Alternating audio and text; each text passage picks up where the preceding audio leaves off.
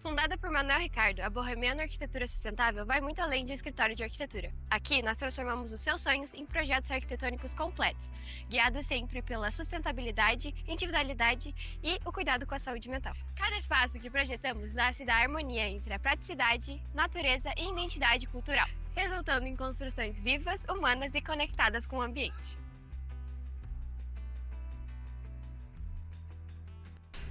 Na Bohemiana Arquitetura Sustentável, nós trabalhamos com três pilares principais, né, para entregar aos nossos clientes. O primeiro dele é a arquitetura vernacular, o segundo seria a arquitetura bioclimática e o terceiro, o design biofílico. Eu tive uma conversa especial com a psicóloga Isabel e eu vou deixar vocês aqui com um trechinho dessa conversa. Oi, tudo bem? Eu sou a psicóloga Isabel e eu estou aqui com o arquiteto Manuel Ricardo para falar um pouco sobre psicologia e arquitetura. O Manuel está abrindo uma empresa que vai unir três conceitos arquitetônicos: a arquitetura vernacular, biofílica e bioclimática. Como que a arquitetura vernacular funciona? Sim, a arquitetura vernacular, ela traz da sua origem a exploração do abrigo. Aquilo que encontrava no local era utilizado para construir um abrigo. Por exemplo, as casas de palafita, né, sobre os rios, lagos. E esse é um tipo de arquitetura vernacular. Aqui na região de Curitiba, nós temos a questão cultural, que também é da arquitetura vernacular. Por exemplo, as construções com a pegada da cultura alemã. Aqui em Curitiba é muito forte. Manuel, dentro dos três conceitos arquitetônicos que você trabalha, a biofilia é muito interessante. Você pode me explicar o que seria esse conceito? A biofilia, ela tem uma forte relação com a psicologia, pois as pessoas têm uma necessidade de conexão com a natureza. A biofilia, ela vai trabalhar os nossos sentidos. Por exemplo, a visão, ela vai regulando o nosso ciclo circadiano, que é responsável pelo nosso sistema nervoso central. Dentro dos três conceitos arquitetônicos que você trabalha, eu acho que o bioclimatismo é o que está mais em alta. Você pode me falar sobre ele? A arquitetura bioclimática, ela utiliza os elementos climáticos para entregar mais conforto e qualidade de vida para as pessoas. Por exemplo, numa cidade como Curitiba, que tem invernos bem frios e verões bem quentes, a arquitetura bioclimática pode me ajudar nesse sentido? Sim, a arquitetura bioclimática, ela vai trabalhar exatamente isso. Ela vai trabalhar para que equilibre tanto o frio quanto o calor, né? Para que o frio não fique tão frio e que o calor não fique tão quente, né? Utilizando de meios tanto naturais quanto artificiais. E através desse trabalho que o bioclimatismo utiliza, pegando aqui o contexto da psicologia, a bioclimática também influencia na questão psicológica. De que forma? Através do sentido de que o vento ele não vai entrar como uma rajada internamente nos ambientes, que o calor não vai entrar com tanta intensidade dentro de um ambiente. Esses são alguns dos exemplos que pode gerar ansiedade ou estresse nas pessoas. Então a gente teve uma tragédia como a do Rio Grande do Sul. A arquitetura bioclimática teria como ajudar ou pelo menos amenizar esse tipo de situação? Sim, a arquitetura bioclimática ela vai trabalhar exatamente essa questão, né? Porque dentro da arquitetura a gente vai aprofundar os estudos além daquilo que é o necessário, né?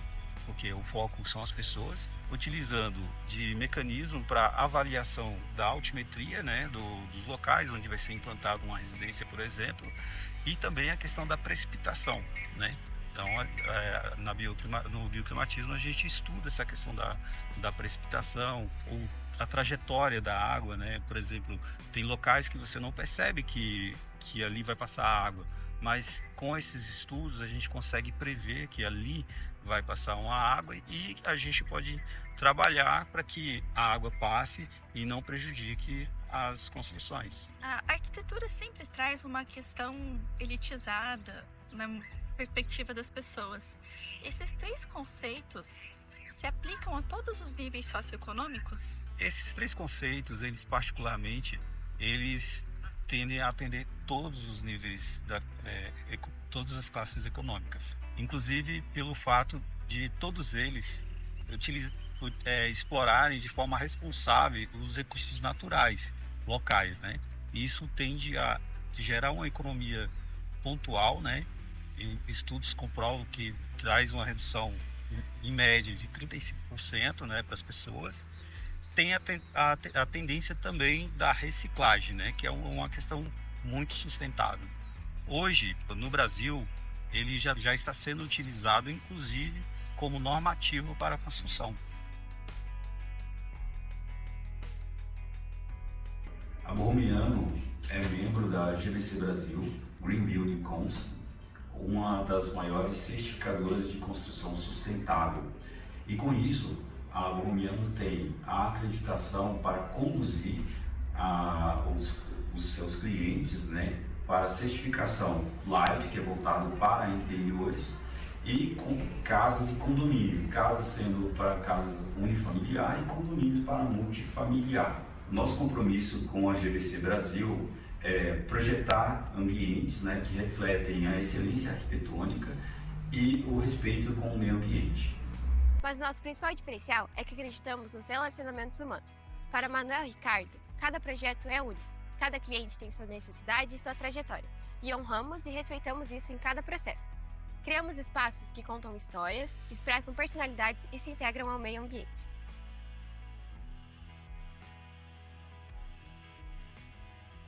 Com a arquitetura, eu me encontrei, assim, o meu primeiro contato com a arquitetura foi em 1996, né? Quando eu entrei no escritório do Atalio Teixeira. E a minha experiência lá internamente na AT Arquitetura, né, que é o nome do escritório, ele foi, primeiramente, foi como cadista, né? Eu migrei de office boy e fui para cadista. Comecei a trabalhar como cadista. E na sequência ali, comecei a me identificar um pouquinho mais, né, gostando do desenho técnico, me apaixonando um pouquinho mais pela construção, já com aquela magia que veio lá do meu pai, né. Eu comecei a desenvolver um pouquinho mais dentro da AT, né, e ganhando um pouquinho mais de conhecimento e tendo mais contato com outras pessoas, e surgiu uma oportunidade para trabalhar como desenhista projetista na Infraero, terceirizado, né. Eu fui para a Infraero trabalhar pela Engevix, né, e lá eu atuei como desenhista projetista ainda, né, só que agora dentro da área de infraestrutura aeroportuária, né. Então, assim, com isso eu comecei a perceber, nessa oportunidade eu comecei a perceber que eu realmente estava progredindo, né, e aí eu comecei a alimentar esse sonho de me formar em arquitetura. Então, a partir desse momento, eu comecei a me capitalizar para entrar no curso de arquitetura, né? Só que, infelizmente, eu tive uma necessidade meu contrato com a Engevix se encerrou, né? Então, eu tive que sair da Infraero, de dentro da Infraero, pela Engevix, e foi trabalhar em outra empresa chamada Fox Engenharia. Eu testei o processo seletivo da Unieuro, né, e me formei pela Unieuro. Mas nesse meio tempo, muitas coisas aconteceram na minha vida, né. Eu saí da Fox Engenharia, fui para um estúdio, né, estúdio de imagens, né, e lá foi o momento que realmente eu tive mais contato, ainda mais a fundo, e percebi o quão gostoso era lidar com arquitetura. Aí prestei concurso para Infraero, infelizmente ainda não formado, e tive que prestar concurso para desenhista projetista, porque eu também me apaixonei pela área, né, de infraestrutura aeroportuária. Passei nesse concurso, e ali eu reencontrei alguns amigos da Infraero, né, que eu trabalhei no passado ali um pouquinho, e comecei a me desenvolver um pouquinho mais nessa linha também, né. Eu tive a oportunidade ali, a minha chefe na época, a Ana, ela foi muito legal para mim, porque ela percebeu o meu potencial e me colocou à frente ali junto à equipe para a gente desenvolver alguns trabalhos bem interessantes, né? Então, com isso eu comecei a crescer mais ainda a minha ambição por ser um arquiteto e buscar ajudar as pessoas, né, através da arquitetura, né?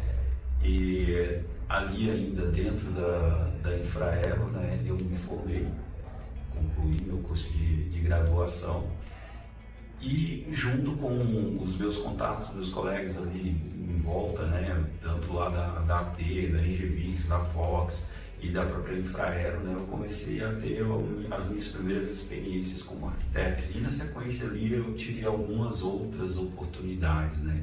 Aí falando já do Manuel trabalhando ali, né, projetando literalmente, eu tive uma oportunidade aí agora já com a empresa própria, né, na RK Service em Brasília.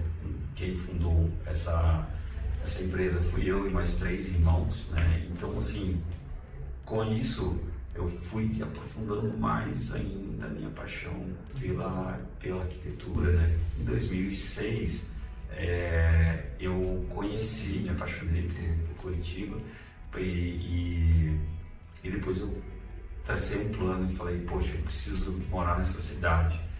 E nesse plano não estava o aeroporto Afonso Pena, né, o aeroporto internacional de Curitiba, mas surgiu a oportunidade de pleitear uma vaga, né. Entrei, concorri ali, fiz o processo seletivo ali entre vários candidatos e consegui ser selecionado. E assumi novamente o cargo de analista, né? Analista de manutenção civil, e com todos os recursos que nos eram disponibilizados, né? Trabalhamos muito bem e infelizmente a gente chegou num momento em que realmente eu estava bem cansado, né? A gente já tinha desenvolvido muita coisa, então eu saí do aeroporto em novembro de 2023 e ali eu vi a oportunidade de realizar um sonho, né, que é montar o meu escritório de arquitetura, né. E dali de 2023 até quando eu fundei a Bohomiano, foi quando eu comecei a refletir um pouco mais, né. Fui bem a fundo, fui estudar, fui pensar um pouco mais no meu passado, entender de onde nasceu essa minha paixão pela arquitetura e conhecer um pouquinho mais de mim, né? É um verdadeiro estudo de autoconhecimento e eu me identifiquei muito, né? Percebi a minha paixão pela bioconstrução. Então eu estudei um pouquinho mais o mercado e percebi que trabalhar com sustentabilidade é a mesma coisa de trabalhar com bioconstrução, né? Entregando de uma outra forma, uma forma mais atualizada, né? Mais moderna, mas na mesma linha, né? E sim, a bioconstrução, por quê? Porque você cuida não só do meio ambiente, como você também cuida das pessoas. O foco da arquitetura é cuidar das pessoas e sim integrar com a natureza, né? Isso é fatídico dentro da arquitetura. Então eu estudei tudo isso, cheguei à conclusão de que sim, vou trabalhar com sustentabilidade. Através da arquitetura a gente consegue prevenir as pessoas de grandes doenças, né? Uma delas, eu posso falar com propriedade, que eu tenho alguma experiência com ela, que é a asma, né? A asma, quem tem asma, quem tem rinite, sabe o quão difícil é lidar com esse tipo de doença. Então a arquitetura, ela não cura, mas ela previne. Além dessas doenças, existem algumas, né, como a depressão, por exemplo. É uma das doenças invisíveis, né, que a gente chama de doença invisível, que a arquitetura pode colaborar na prevenção, porque apesar de não sermos médicos, né, a gente consegue colaborar muito bem com a saúde, o bem-estar das pessoas.